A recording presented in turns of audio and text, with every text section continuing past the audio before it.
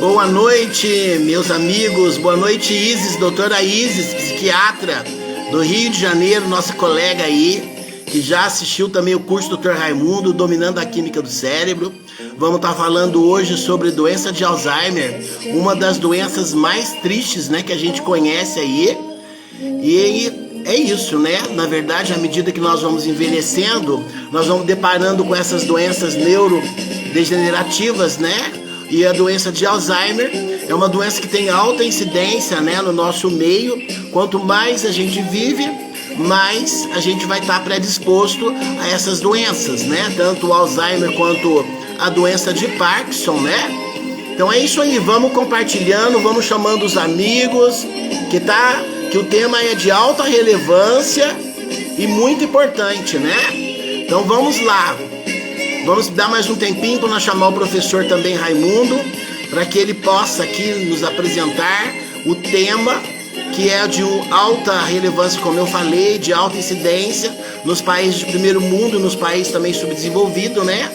A gente vai perceber que o diabetes está muito relacionado com a doença de Alzheimer também, mas vamos falar isso daqui a pouquinho, tá? Vamos lá, vamos chamando mais amigos.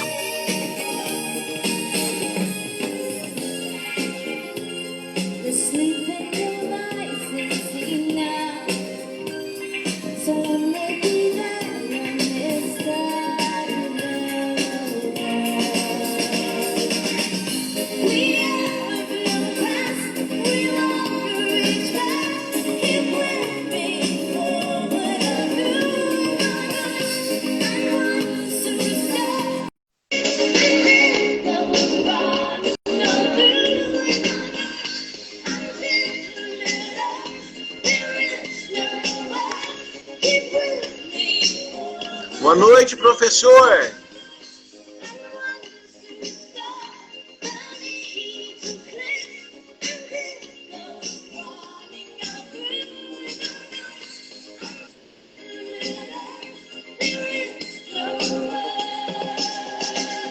Professor, vamos dar mais um tempinho pro pessoal ir chegando, né? Tá bem, mas você tá ouvindo bem? Como tá a internet aí, professor? Oi? Como que tá a internet do senhor aí? Chega mais próximo. Aparentemente tá tudo bem. Então tá bom. A imagem tá um pouco embaçada. Não sei porquê, aqui tá bem. Boa noite, doutora Inês. Agnes. Seja muito bem-vinda. Vamos dar mais uns minutinhos para chegar aí o pessoal, professor. Perfeito. Vamos pegar o aviãozinho e compartilhar com mais amigos. Vamos chamar o pessoal aí para participar, porque o tema é de alta relevância. Vamos lá, chamando mais amigos. Eu estou chamando aqui uns 10 amigos. Faz o mesmo aí, professor. Tá bom. Vamos chamar os colegas para participar.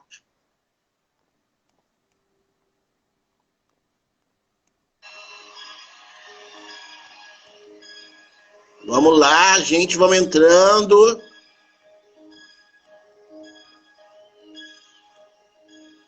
É isso aí, Agnes.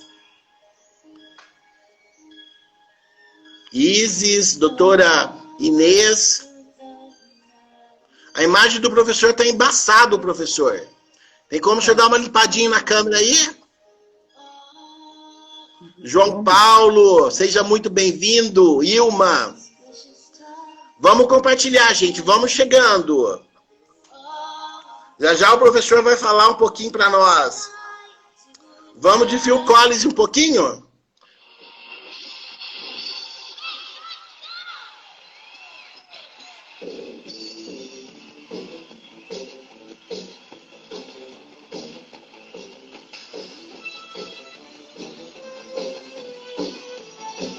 Não, vamos lá, vamos a umas músicas mais antigas. Você gosta de qual música, professor? Oi? Você gosta de qual música? A música clássica, música romântica, essa coisa de som metálico eu não gosto, não. Não, o que o senhor quer ouvir? Não, vamos ouvir a voz um do outro aí. Então tá bom. Então quando o pessoal não chega aqui, vamos um pouquinho aqui, só pra gente Love Hurt. Porque a gente vai ver também A gente tira a música? Vamos lá. Só mais um minutinho, vamos começar, professor. Tá bom. Vamos compartilhar aí mais um pouquinho, gente. Vamos chamar.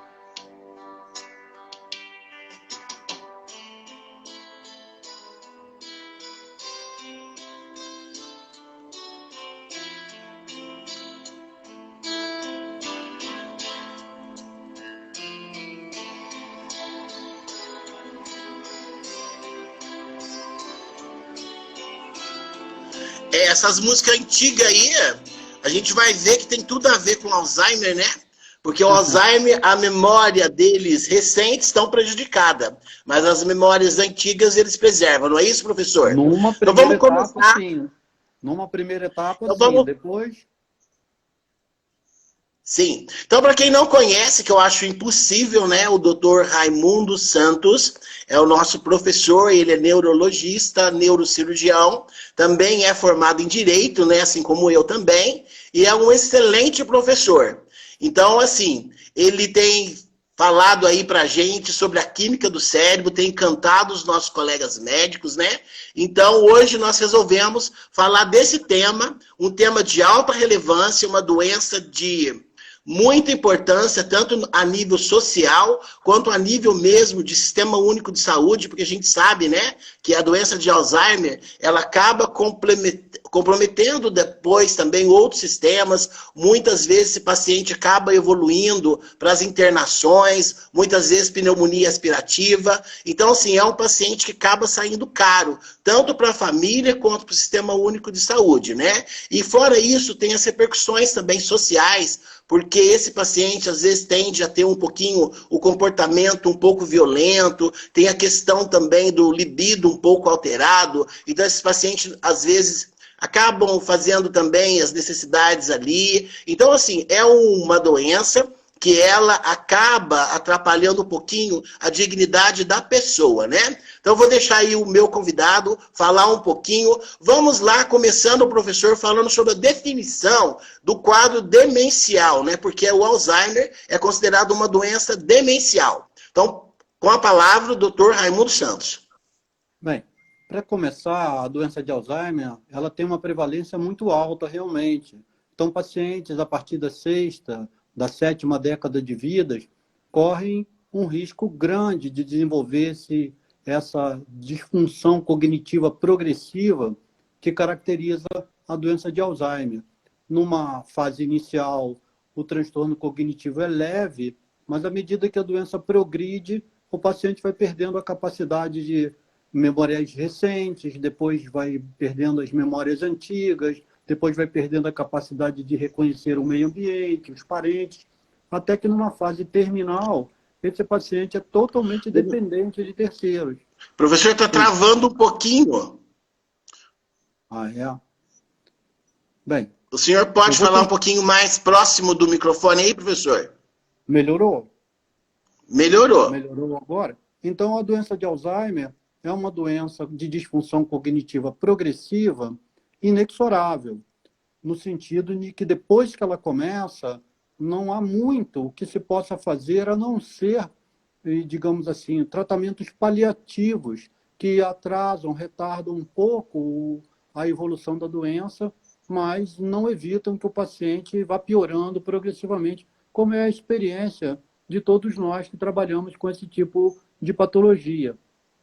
Qual é, ou seja, ou quais são os conceitos mais modernos em que a gente pode trabalhar e tentar solidificar para evitar que a doença de Alzheimer siga esse curso inexorável até a morte do paciente? Essa é, digamos assim, o tópico dessa conversa de hoje, chamar a atenção de que a doença de Alzheimer é um desequilíbrio entre fatores tróficos e fatores antitróficos.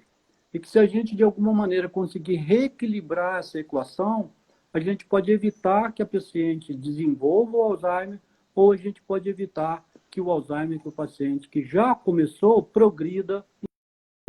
Então, a mentiva, existe luz no fim do túnel. Com esses novos conhecimentos bioquímicos, com esses novos estudos, é possível supor que num futuro relativamente próximo tenhamos tratamentos bastante eficazes para a doença Professor, de Alzheimer. infelizmente está travando muito a sua fala, professor. Eu vou tentar aqui um lugar melhor, então. Peraí, vou tentar melhorar a internet aqui. Só um minutinho. Vou tentar aqui. Fica mais próximo do roteador. Vou tentar aqui. Vou passar para mais perto do roteador aqui.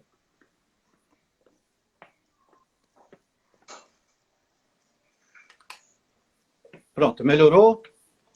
Para mim, melhorou. E aí, para as outras pessoas, o que acha? Melhorou? Pessoal, vai colocando aí, tá melhor o som, não tá? Melhorou a imagem? Melhorou também um pouquinho. Melhorou sim. Tá, então, como eu estava dizendo para vocês, hoje já se sabe, com esses novos conhecimentos, que o Alzheimer é uma doença que resulta do desequilíbrio entre fatores que ajudam o cérebro e fatores que prejudicam o cérebro. Fatores tróficos e fatores antitróficos. Esse conceito resulta da descoberta de um grupo de receptores chamados receptores de dependência, aos quais a célula fica ligada, fica dependente, até uma redundância, e se eles recebem o estímulo adequado, a célula floresce. Se eles não recebem o estímulo adequado, eles resultam na morte da célula. Então, esse é o conceito atual sobre o qual os cientistas estão trabalhando, buscando equilibrar esses receptores de dependência do cérebro, de forma que eles não migrem para o lado negativo da força, para que eles não estimulem a perda neuronal, que caracteriza a doença de Alzheimer, e para que a pessoa possa estabilizar a sua doença, ou até regredir, ou principalmente não ficar doente. Então, vocês estão ouvindo? Está melhor agora, Cajá? Está bem melhor. Podemos continuar. Então, essa é a situação. Esses receptores de dependência aos quais a doença de Alzheimer está ligada, na verdade, são um só.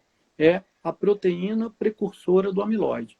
Essa proteína, ela representa uma espécie de antena que fica ligada o tempo todo no cérebro, recebendo informações de toda a dinâmica de outros receptores do corpo quanto à necessidade de energia por causa de algum problema. Então, a mecânica funciona mais ou menos assim.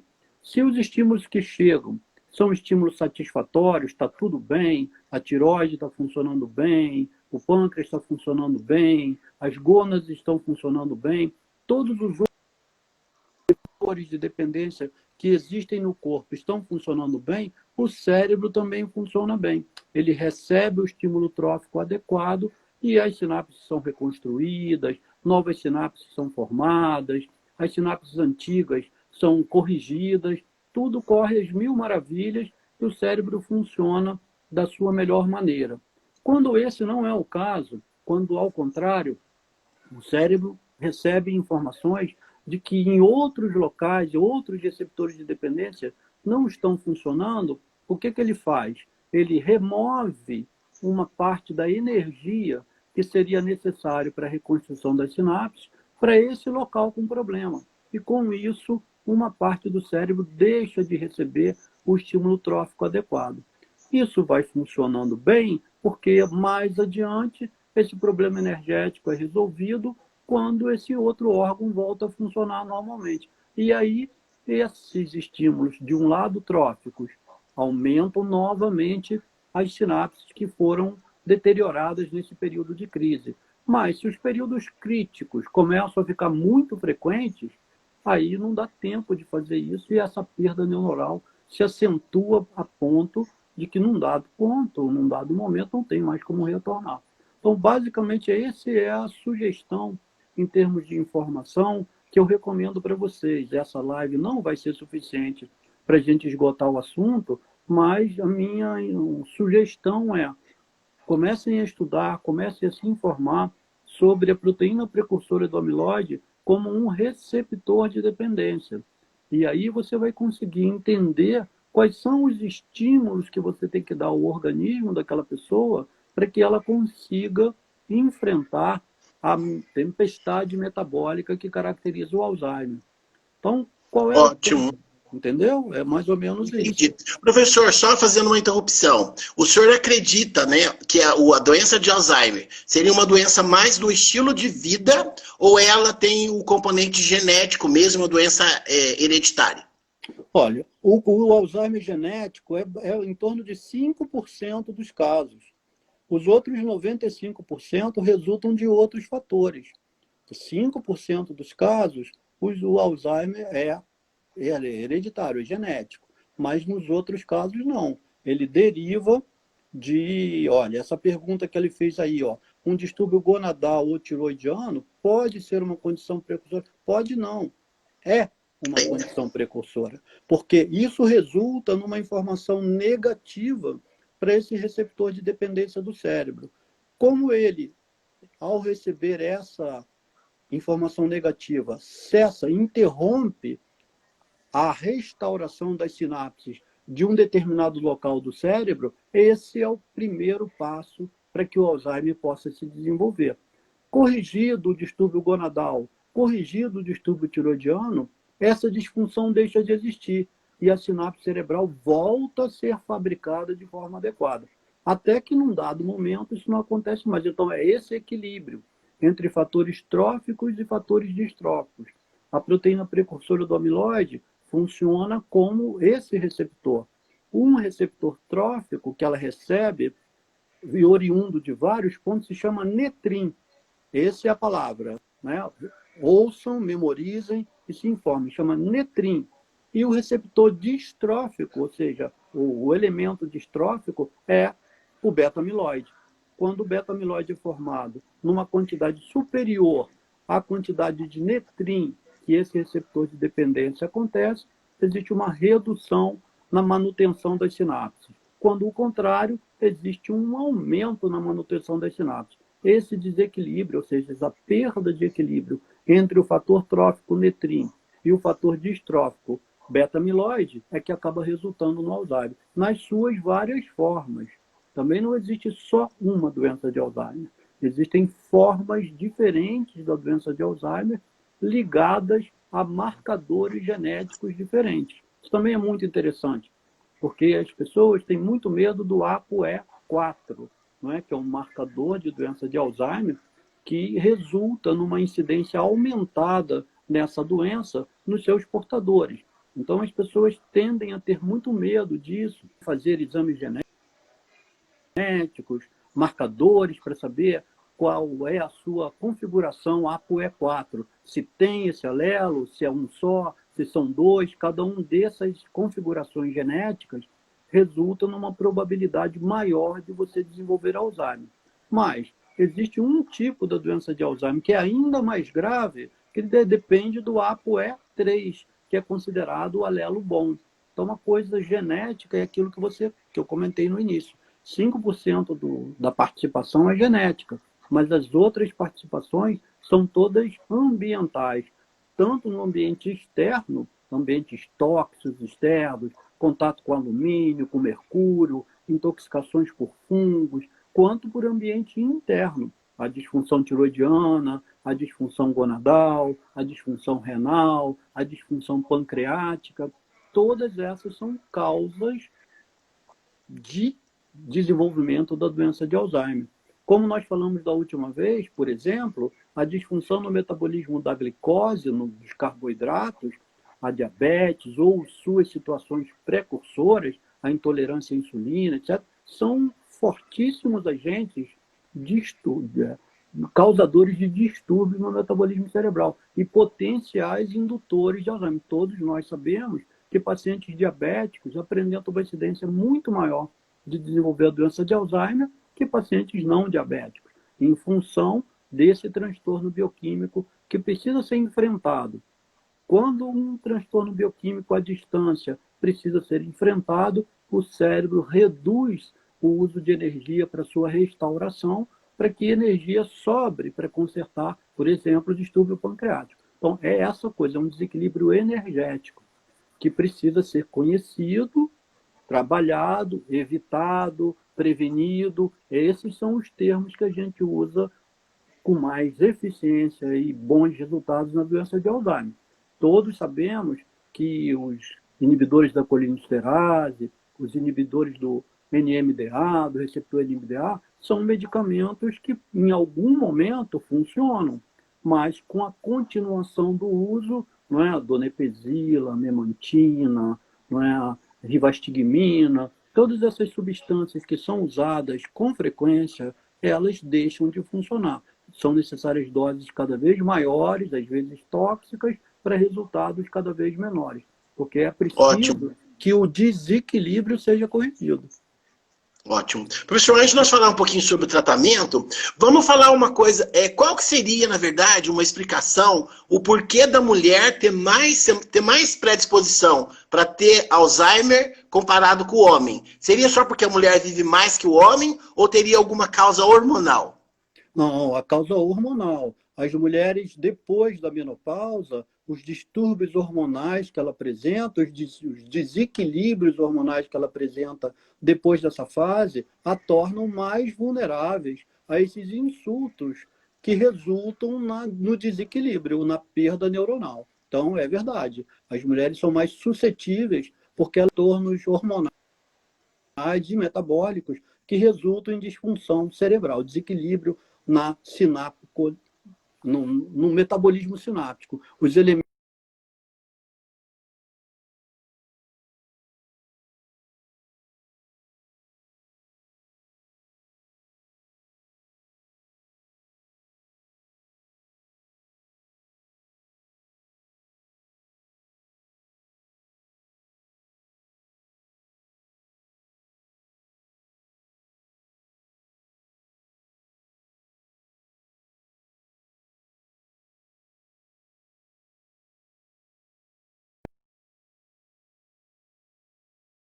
sobre... Opa, voltou? Eu repeti a informação que o senhor falou a respeito da mulher. A mulher teria mais alterações metabólicas e a própria alteração hormonal poderia predispor, então, a questão do Alzheimer em relação ao homem. Foi isso que o senhor falou, né? Isso, exatamente. Então, as mulheres pós-menopausa. Sim. Professor, falando um pouquinho sobre a questão do quadro clínico, como é que se manifesta a doença de Alzheimer? Poderia falar um quadro inicial? O quadro inicial é daquela pessoa que esquece coisas que habitualmente fazia, que repete a mesma pergunta várias vezes sem perceber, que começa a se desinteressar por atividades habituais, que descuida da sua higiene. Esse é o quadro inicial. E uma coisa que mais chama atenção é de que geralmente o paciente não tem consciência disso. Então, uma coisa que caracteriza a disfunção cognitiva que acompanha a doença de Alzheimer é que o paciente não tem percepção do que está acontecendo com ele.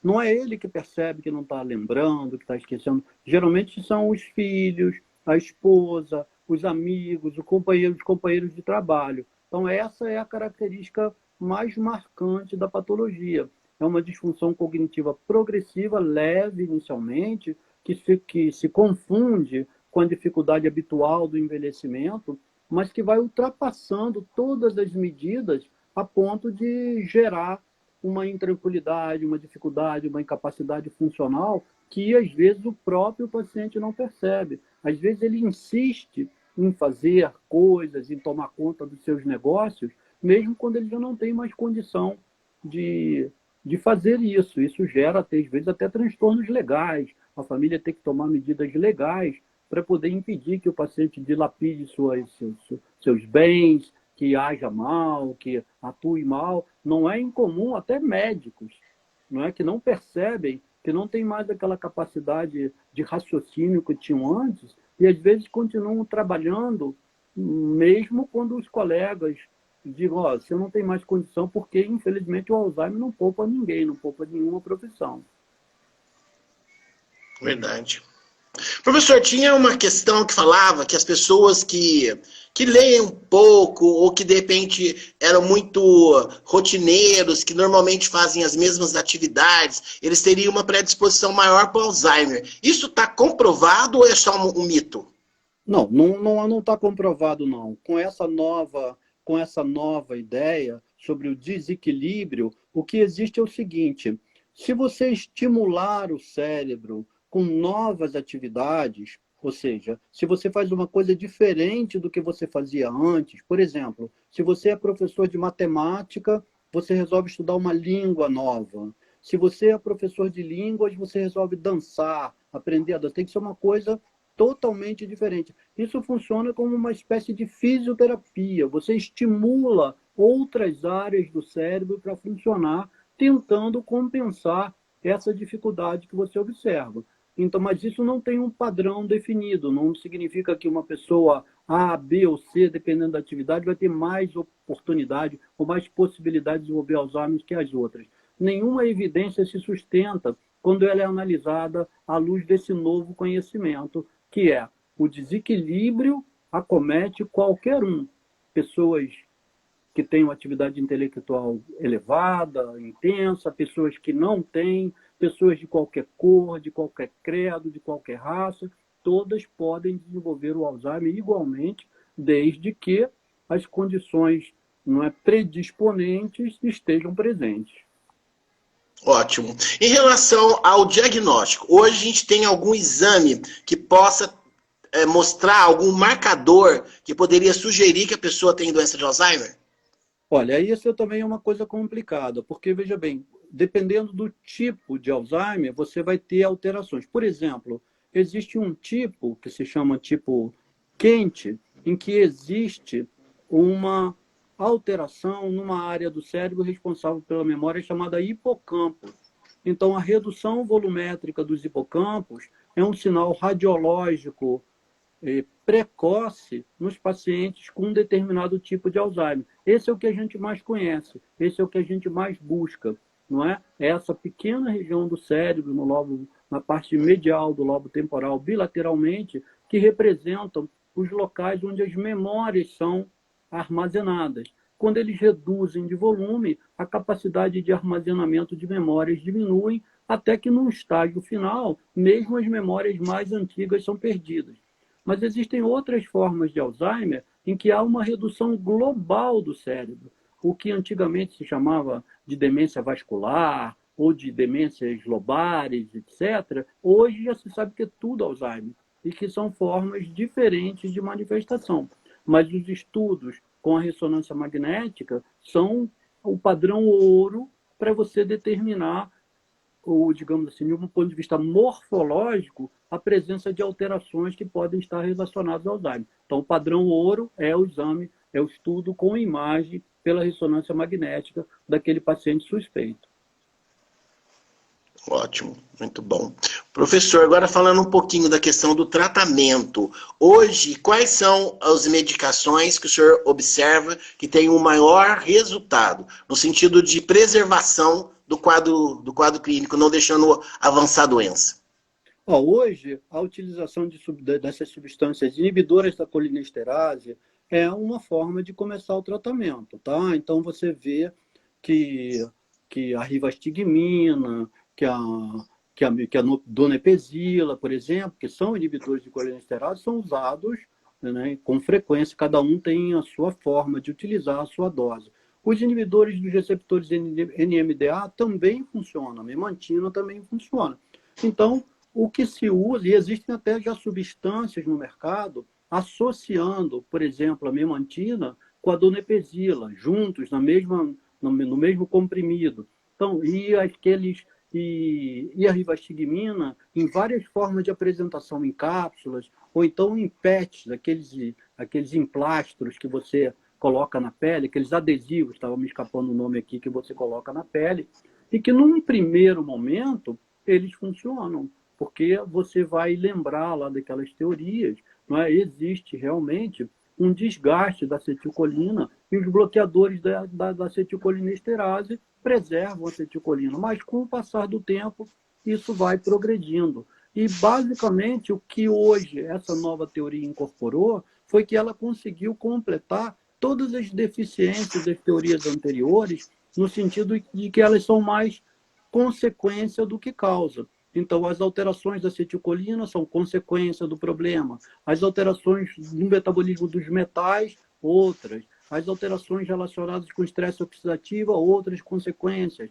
as alterações inflamatórias outras consequências e não causas. Essa nova teoria do receptor de dependência estabelece uma causa.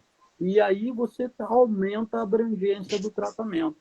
Então, passa a ser tratamento além dessas substâncias que eu te falei, por exemplo, hormônio tiroidiano no paciente que precisa, por exemplo, uma correção endocrinológica adequada da disfunção gonadal, por exemplo, a correção adequada da hiperglicemia, utilizando insulina, utilizando hipoglicemiantes orais, tudo isso passa a ser tratamento do Alzheimer, deixa de ter um componente limitado e passa a ter um componente bastante amplo. Não é? O componente anti-inflamatório nas síndromes inflamatórias, tudo isso são formas de tratamento do Alzheimer. E mais os estímulos cognitivos, a fisioterapia especializada, todo esse suporte adicional com esses tratamentos auxiliares também ajudam o paciente. Ótimo. Dentro da medicina integrativa, tem alguma coisa que a gente pode estar ajudando? Só tem.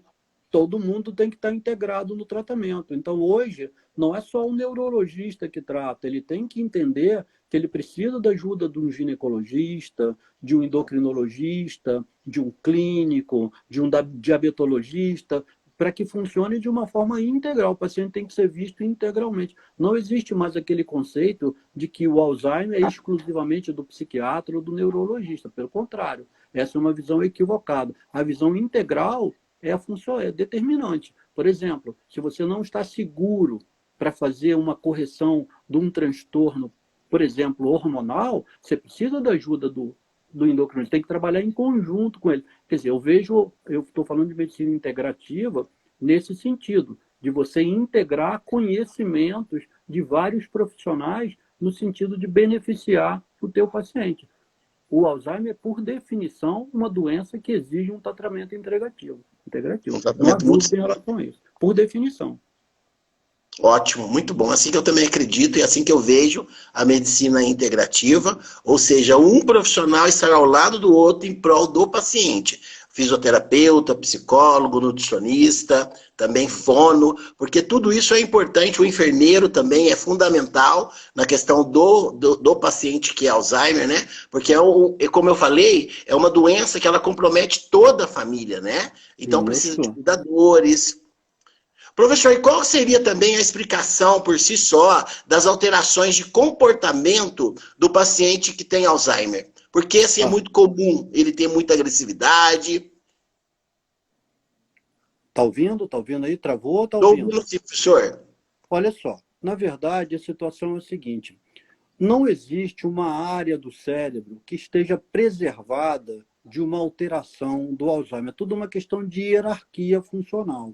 E aí o que acontece? Essas regiões de controle, não é, de comportamentais, essas regiões que fazem parte daquele circuito antigo, não é, que um anatomista chamado Papez desenvolveu, que você deve lembrar, esses circuitos são aquelas estruturas responsáveis tanto pela preservação do indivíduo, não é, basicamente luta e fuga, quanto a preservação da espécie, que é a parte sexual, a parte relacionada com o comportamento sexual. Essas estruturas precisam funcionar de forma integrada para que nenhuma delas sobressaia, para que nenhuma delas ultrapasse em importância as outras. Assim que nós somos, não é? Uma parte do nosso cérebro controla esses impulsos mais primitivos de forma de que a sexualidade é expressa de uma forma, entre aspas, normal, a fome, a sede, a agressividade, tudo isso é expresso de uma forma normal. Quando você perde esse controle, e isso pode acontecer no paciente de Alzheimer, tudo é possível. Você vai pegar um paciente que vai ficar apático, sem resposta alguma, possível. Você vai pegar um paciente agressivo, que muda de personalidade, aquela avó que adorava o neto e que num dado momento pega uma faca para agredir o neto, a gente tem experiência de relação, não é? Isso decorre então da perda dessas relações harmônicas entre essas funções de preservação do indivíduo e essas noções de preservação da espécie. Então essa é a explicação, é nessa região, nesse circuito neuronal primitivo que essas alterações acontecem nesses pacientes. quando as alterações são em outras áreas, por exemplo, a pessoa perde a capacidade de falar uma língua que aprendeu. Não é? Ela falava, por exemplo, inglês, francês, era poliglota, de repente ela só sabe falar a língua dela. Eu tenho uma experiência pessoal de um paciente japonês aqui, que veio para o Brasil há 30, 40 anos atrás, que esqueceu a língua, só sabia falar japonês. E era um problema de comunicação até com a família, porque alguns dos familiares não tinham aprendido japonês. Os que vieram, os antigos, junto com ele, falavam, mas os filhos e os netos, nem todos se interessaram pela língua. Então ficou uma situação esdrúxula. Não é? Um paciente idoso, debilitado, precisando de ajuda, que não se conseguia se comunicar porque ele falava uma língua, né? Você sabe que japonês não tem similaridade alguma com português, é impossível para a gente saber o que um paciente quer em japonês. Imagina. E aí a tradução só era feita pela esposa, porque ninguém mais sabia falar japonês na família. Imagina o transtorno. Então, isso acontece. Caprichosamente, aquela região da língua nova foi a que foi acometida pela disfunção estrutural provocada pelos Alzheimer. Mas todos nós temos esse tipo de experiência. Não há uma singularidade de apresentações, são múltiplas. Todas essas áreas do cérebro podem sofrer esse tipo de alteração, sendo que, na forma tóxica do Alzheimer, cálculo, palavra, associações, tudo é perdido muito rapidamente.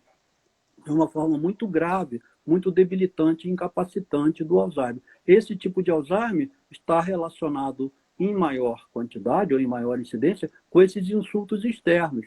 Pacientes que trabalham com substâncias tóxicas, com mercúrio, com alumínio, com cádmio, com chumbo. Esses pacientes desenvolvem essa forma tóxica que é mais agressiva e mais incapacitante do que outras formas. Outros têm uma forma mais branda, mas é muito variável. Né? Tudo fica explicado pela região do cérebro que sofre um insulto negativo e que deixa de funcionar de forma adequada. Ótimo. Professor, falando um pouquinho sobre a questão das complicações do Alzheimer, quais são as complicações mais comuns? As complicações mais comuns são quando o paciente se torna incapaz de cuidar de si próprio, começa a imobilidade, começa a perda de densidade óssea, aumenta a incidência de fraturas, aumenta a incidência de infecções, particularmente urinárias e respiratórias, mais adiante, dificuldade de deglutição, às vezes exigindo gastrostomia. Então, é um crescendo de alterações. Começa de uma forma mais branda e, finalmente, esse paciente acaba desenvolvendo um quadro de falência de múltiplos órgãos, de síndrome infecciosa generalizada. É assim que a coisa funciona, particularmente quando ele perde a capacidade de mobilização, quando ele fica preso ao leito. Esse costuma ser o ponto divisor de águas. O paciente que fica preso ao leito, ele fica suscetível a todos esses inconvenientes infecciosos que acometem o paciente, mesmo quando ele não está no hospital, mesmo em casa. Realmente é um quadro triste, né? Normalmente esse paciente evolui a óbito por pneumonia aspirativa, como o senhor mesmo falou. Os quadros de sepsemia são muito comuns, né? As infecções de urina também. Então, assim, na verdade, como eu disse, é uma doença triste, porque ela acaba comprometendo a família como um todo, né? Esses pacientes acabam sendo, infelizmente, muitas vezes um peso para a família, e a família também fica totalmente deslocada quando eles não têm algum profissional da área. É realmente bem chato, porque ela acaba com a dignidade da pessoa, né, professor? Isso, exatamente. Então é preciso um trabalho também com os familiares. Os familiares também precisam receber suporte psicológico, orientação, suporte de enfermagem, orientação técnica sobre como lidar com esse paciente. É preciso que a gente não se descuide dos familiares, para que eles possam contribuir para o melhor atendimento ao paciente sem se autodestruírem, não é? Sem passarem por um processo de perda pessoal também, no sentido de perder sua saúde, perder seu equilíbrio, pessoas que desenvolvem patologias de coluna porque não sabem levantar o paciente, porque não sabem cuidar do paciente de forma adequada. Então isso é importante também, a gente não esquecer dos familiares, com um suporte terapêutico também para eles, tanto do ponto de vista emocional quanto do ponto de vista físico. Ótimo. Professor, falando um pouquinho sobre a questão de prevenção, que orientações o senhor daria, por exemplo, para uma família que já teve alguns casos de doença de Alzheimer? Olha, como eu disse, muito percentual muito pequeno do Alzheimer é por causa genética. Então, a prevenção do Alzheimer não é uma prevenção específica. A prevenção do Alzheimer é uma prevenção geral. Mantenha-se normotenso, mantenha-se com níveis de glicose normais, cuide da sua tireoide, cuide das suas gônadas, homens, cuidem de sua próstata, mulher, quando entrarem no período pós-menopausa, acompanhem como ginecologista seus níveis hormonais, para que, se houver necessidade de correção, eles sejam corrigidos. É isso que evita o Alzheimer. O que evita o Alzheimer não é uma medida específica voltada para o cérebro. O que evita o Alzheimer é uma medida geral que protege o cérebro, porque evita que aquele estímulo distrófico seja encaminhado para o nosso receptor de dependência cerebral, que é a proteína precursora do amiloide. Então, numa situação em que você possa fazer alguma coisa com zoom, em que a gente possa mostrar algum slide, alguma coisa disso, seria interessante se a gente fizesse, para que as pessoas pudessem memorizar o que acontece quando a proteína precursora do amiloide é estimulada de forma positiva, quando a proteína precursora do amiloide é estimulada de forma negativa. Isso existem gráficos bastante bem feitos, mas basicamente é isso. Estímulos negativos geram uma produção cada vez maior desse beta-amiloide, que por sua vez gera mais estímulo negativo. Então aqui tem um conceito também interessante, mais complicado, de que o beta-amiloide tem uma função priônica. Ele é capaz de se criar, de se reproduzir, como aquele lá da vaca louca, aquela doença do prion, é a mesma coisa. Então em nós isso acontece também. O beta-amiloide é priônico, ele é capaz de estimular a sua própria formação. Quando esse ciclo destrutivo provocado pelo beta-amiloide não é revertido, o paciente desenvolve o Alzheimer. Ótimo. Professor, semana passada a gente comentou a questão do mito do colesterol, que é uma coisa que todo mundo tem muito medo. O colesterol já foi o grande vilão, né, de várias doenças, inclusive doenças cardiovasculares. Eu gostaria que o senhor comentasse um pouquinho a respeito do colesterol, sabendo que ele não é fator de risco para a doença de Alzheimer. Não, olha só, o colesterol é um transportador. Então, um tipo de colesterol leva a gordura para os órgãos, para ela ser metabolizada. Um tipo de colesterol remove a gordura de volta para o fígado, para ela ser metabolizada. Essa é a função do colesterol.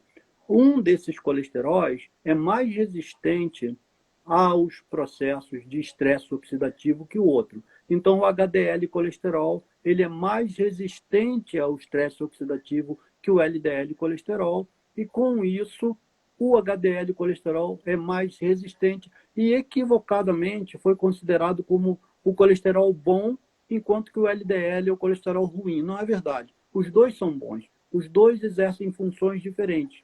Um transporta na direção do órgão, outro transporta do órgão na direção do fígado, para que essas gorduras residuais sejam metabolizadas.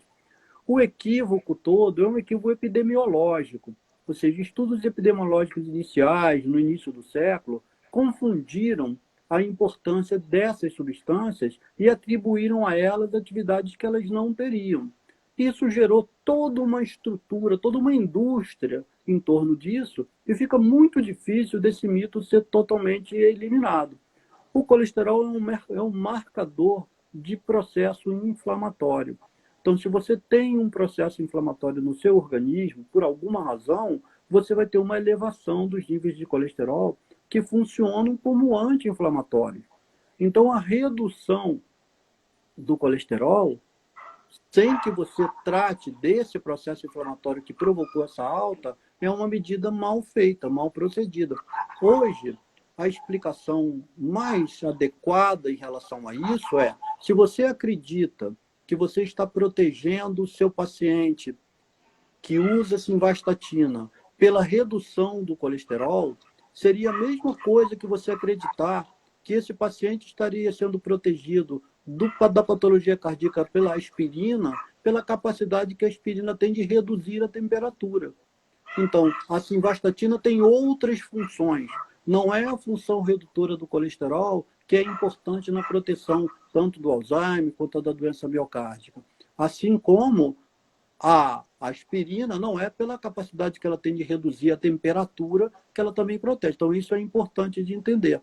Se você tiver um equilíbrio adequado da ingestão de gorduras corretas, no sentido de que a proporção de gorduras insaturadas e saturadas é que é o diferencial, não é você cortar essa ou aquele tipo de gordura, é você manter um equilíbrio adequado entre as saturadas e insaturadas e você evitar, naturalmente, essa não tem nenhuma dúvida, essas gorduras trans, que são gorduras artificiais, sintéticas, não reconhecidas pelo metabolismo dos lipídios, essas sim, essas são muito ruins. Então, leia sempre no rótulo dos alimentos, se tiver algum tipo de gordura trans, não use, porque essa pode fazer mal em qualquer quantidade.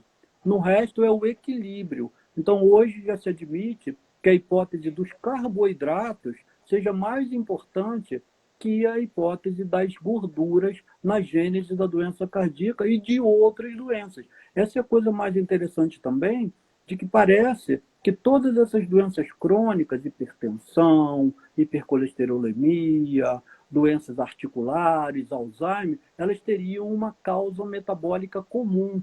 E hoje, o que parece ser mais importante também, eu tenho que tomar cuidado para não dar a impressão que já está tudo definido, não está, mas parece que a hipótese do carboidrato é mais importante que a hipótese gordura-colesterol. Então, carboidratos refinados, açúcares e carboidratos refinados, que são facilmente digeríveis e com alto valor glicêmico, portanto, com uma resposta insulinêmica muito elevada, estariam por trás de todos esses desajustes metabólicos que acabam gerando essas doenças crônicas que são genericamente chamadas de doenças da civilização.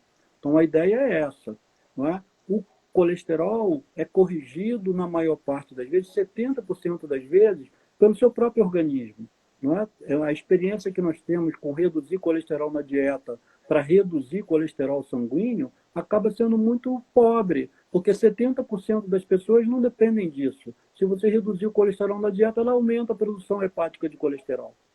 Não é? Então, esses são os detalhes mais modernos que precisam ser enfrentados. Só deve ser considerada a hipercolesterolemia aquela maligna, aquela familiar, aquela hipercolesterolemia familiar que é de causa genética. Mas o número é em torno de 10% das pessoas só. Ótimo. Professor, em relação, qual seria o papel dos ômegas 3, ômega 6 em relação à doença de Alzheimer? Eles teriam algum benefício no sentido de... Sim, com certeza. Essas gorduras essenciais, elas fazem parte das vias metabólicas de prostaglandinas, de uma série de substâncias sininas, todas elas dependem do equilíbrio adequado dessas gorduras especiais, que são chamadas essenciais. Então, os ômega 3 e os ômega 6, eles são essenciais porque o nosso organismo não é capaz de fabricá-los. Você precisa ingeri-los dos alimentos em proporções adequadas, 1:3, não é, em relação 1 para o ômega 3 e 3 para o ômega 6, sempre mais ômega 6 que ômega 3, para que você possa ter um metabolismo correto, um metabolismo adequado. Quando você não possui esses ômega 3 e ômega 6, você não produz substâncias que são fundamentais, particularmente prostaglandinas e outros hormônios que têm uma função vital na homeostase. Então, a longo prazo, a deficiência dessas substâncias vai ser terrível para a membrana celular, para os hormônios esteroides, todos eles vão sofrer com isso.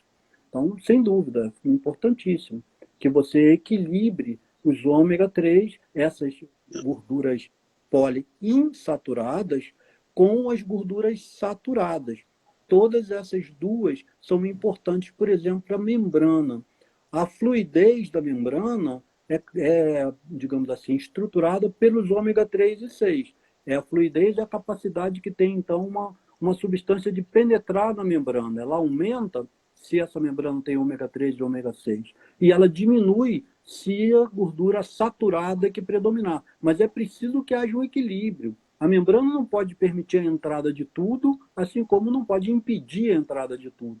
Tudo é uma questão de equilíbrio, não é? O equilíbrio entre agentes destruidores de sinapse e formadores de sinapse, Alzheimer.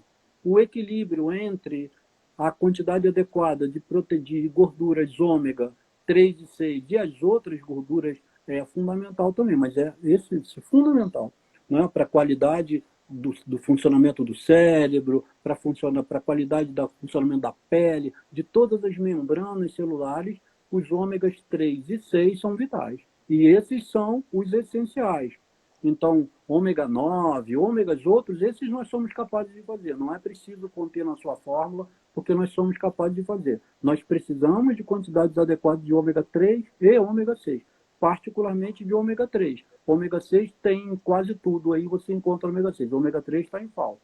Então, se as pessoas tiverem interesse, não é? Por exemplo, 2 exemplos, o óleo de linhaça é muito rico em ômega 3 e o óleo de prímula é muito rico em ômega 6. Então, essas associações entre um e o outro fornecedor que acabam sendo importantes. A forma natural mais equilibrada dos ômegas não tem disponível no mercado brasileiro, nem na maior parte do mercado, que é o óleo de cânhamo. Como o cânhamo está relacionado com maconha, com canabidiol, ele não é permitido. Mas esse óleo de cânhamo é o óleo natural em que tem um melhor equilíbrio entre os dois ômegas. Então, se alguém puder, se tiver acesso a esse tipo de óleo, esse é o ideal. Ótimo, muito bom, professor. Explicação maravilhosa. Então, professor, numa fase inicial, o senhor acha que a dieta cetogênica seria bem indicada? Não. Eu acho que a dieta cetogênica é sempre um risco. Esses corpos cetônicos, eles ajudam de uma certa forma, mas eles são decorrentes, são, digamos assim, são resíduos metabólicos indesejáveis, se eles são utilizados de forma inadequada. Esses corpos cetônicos devem ser uma espécie de última tentativa, quando nada mais puder ser feito. É melhor você equilibrar a dieta com quantidades adequadas de carboidratos, quantidade adequada de lipídios, quantidade adequada de proteína, do que você tentar essas coisas. Eu discordo, eu acho que não. A dieta cetogênica deve ser utilizada em situações excepcionalíssimas, crises convulsivas de difícil controle, síndrome metabólica em estágios avançados, e assim mesmo porque tem experiência bioquímica suficiente para acompanhar o paciente, porque essas dietas não são inócuas e podem resultar em transtornos metabólicos severos, graves e até em morte. Então, eu não recomendo. Eu acho que quem não tem experiência não deve usar. Ótimo. Professor, a gente já está caminhando praticamente para o final da nossa live. Eu gostaria de agradecer ao senhor por essa explicação maravilhosa, né? A doença de Alzheimer é uma doença, como eu falei, que, né, gera grandes repercussões, tanto a nível familiar como a nível social, da sociedade mesmo. Repercute também no nosso Sistema Único de Saúde, nos convênios, né? Então, assim, é um tema que, obviamente, não vai esgotar em 1 hora de live, né? Não, a gente com precisa certeza. até está avançando nesse tema. Gostaria também de convidar os colegas também para poder estar fazendo o Dominando a Química do Cérebro 3, que a gente vai ser lançado em breve, né, professor? Que já foi um sucesso as 2 versões anteriores. Para quem não conhece aí, o professor é um grande estudioso que, né, foi para os Estados Unidos, aprendeu lá com o professor Walsh, né, e fez uma adaptação para o nosso protocolo Walsh. Então seria bacana que os colegas médicos, nutricionistas, outros profissionais da área de saúde também, tomassem um pouquinho de conhecimento sobre esse tema maravilhoso que é o nosso cérebro. Não é isso aí, professor? Perfeito, perfeito. Estou só esperando a gente ter quantidade suficiente para colocar no ar. Está pronto aqui, eu já fiz modificações, já percebi aqui o que é cansativo, o que não é, de que melhor forma a gente pode apresentar os assuntos mais maçantes, mais duros, mais bioquímicos. Então, conto com a presença de todos vocês para a gente colocar no ar o 3, para que a gente possa compartilhar esse conhecimento, que a ideia é essa. Quanto mais gente souber como lidar com a química do cérebro, melhor para os pacientes. Muito bacana, né? E a gente poder também tirar um pouco das medicações, né, professor? E entrar mais com a abordagem nutricional. Isso é muito importante, né? Bem bacana, porque tem muitos pacientes que são dependentes de medicações fortes, e a gente sabe que toda medicação tem efeito colateral. Então, se você puder Exatamente. estar substituindo por um nutriente, vale muito a pena. Perfeitamente, perfeitamente. E o conceito básico dessa abordagem ortomolecular é essa. É sempre possível você utilizar uma substância natural, ortomolecular, no lugar de uma toximolecular. Exatamente isso. É isso, professor, muitíssimo obrigado. Eu espero a gente ter outras oportunidades, poder estar falando, porque eu sei que o senhor tem assim domínio de muita coisa, né? E para nós é sempre muito gratificante a gente poder estar ouvindo uma pessoa com o gabarito do senhor e com a sua humildade, tá bom? O que mais me encantou na nossa amizade é essa humildade. Felizes aqueles que aprendem um pouco o senhor, né? Porque a gente acaba ensinando também aquilo que a gente aprende. Obrigado, Perfeito. professor. Tá, muito obrigado pela atenção de vocês e fiquem à vontade para fazer contato comigo pelo WhatsApp, pelo esse grupo que o professor Dr. Cajá pode passar para vocês e o que precisar, o que tiver, eu estou à disposição para a gente desenvolver e aprender também com vocês, que a ideia é essa mesmo. A ideia é trocar conhecimento. Longe de mim querer passar essa ideia de professoral que você está colocando. Não é isso. Nós estamos aqui para trocar ideias, para um aprender com o outro. Exatamente, isso é o professor mesmo. O professor é aquele que passa tudo para a gente na humildade. O senhor, para mim, é um professor, sim, pelo seu caráter, pela sua sabedoria, pela sua humildade. Eu, assim, sou um privilegiado de poder tê-lo como meu amigo, tá bom? Eu agradeço a Deus todos os dias por ter mestre como o senhor. Tá bom, professor? Tá certo. Obrigado. Boa noite, então. Logo, logo a gente vai estar falando mais, tá bom? Tá certo. Boa noite para todos. Boa noite, meu querido. Fica com Deus. Igualmente.